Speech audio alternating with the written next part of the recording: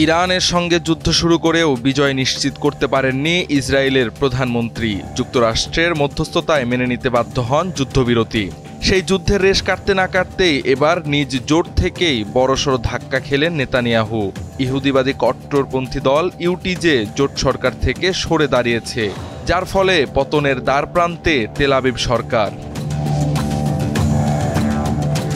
ইতোমধ্যে ইউটিজের 7 সদস্যের মধ্যে 6 জন সংসদ সদস্য পদত্যাগপত্র জমা দিয়েছেন।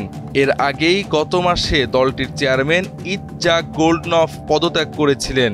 এর ফলে নেতানিয়াহুর নেতৃত্বাধীন জোট এখন মাত্র 61 আসনের সীমায় এসে ঠেকেছে, যেখানে ইসরায়েলি সংসদ কনসেটের মোট আসন 120টি।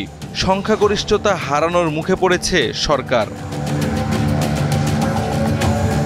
সামরিক নিয়োগ নিয়ে দীর্ঘদিনের বিরোধী এই সংকটের মূল কারণ, ধর্মীয় দলগুলো চেয়েছিল ধর্মীয় শিক্ষার্থীদের সেনাবাহিনীতে বাধ্যতামূলক নিয়োগ থেকে অব্যাহতি দেওয়া হোক। এই দাবির ভিত্তিতেই তারা জোটে যোগ দিয়েছিল, কিন্তু সেই প্রতিশ্রুতি না মানায় ইউটিজে দল জোট ছেড়ে দিয়েছে।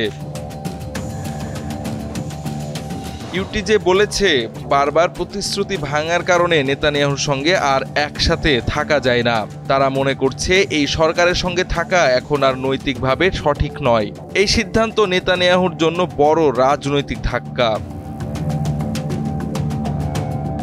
রাজনৈতিক বিশ্লেষকরা বলছেন, এটি শুধু একটি দলের জোট ত্যাগ নয়, বরং নেতানিয়াহুর সরকারের ভিতেই বড় ফাটলের ইঙ্গিত। যদি আরেক কট্টর দল শাস একই পথে হাঁটে, তাহলে নেতানিয়াহুর সরকার সম্পূর্ণ ভেঙে পড়তে পারে, যদিও শাস এখনও চূড়ান্ত সিদ্ধান্ত জানায়নি।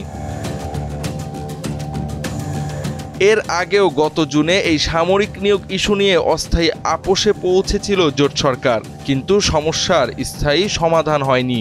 এবার সেই পুরনো ক্ষোভই আবার নতুন করে সামনে এসেছে, যা নেতানিয়াহুর সরকারকে টালমাটাল করে তুলেছে।